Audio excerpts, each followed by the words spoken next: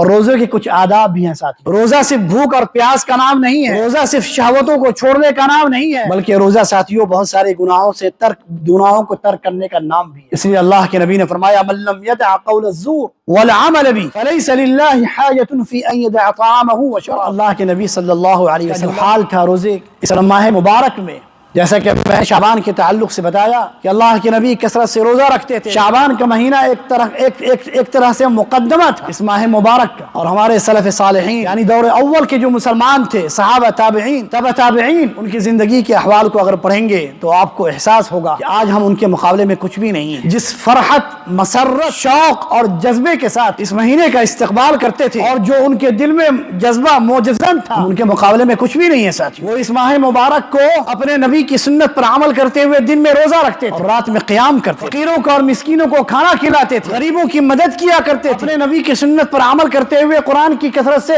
تلاوت کیا کرتے تھے ساتھیوں۔ ہمارے بعض سلف صالحین بزرگان دین دور اول کے مسلمانوں کا حال یہ تھا ساتھیوں کہ رمضان کے مہینے میں ہر 3 دن میں ایک ختم قرآن کیا کرتے تھے، اور جب رمضان کا آخری عشرہ آتا تو ہر روز ایک ختم قرآن کیا کرتے تھے، قرآن کو اپنا اوڑھنا اور بچھونا بنا لیتے تھے صحابہ کرام۔ اور اس کے بعد کے لوگ دور اول کے مسلمان، یہ رمضان کی عظمت کا احساس تھا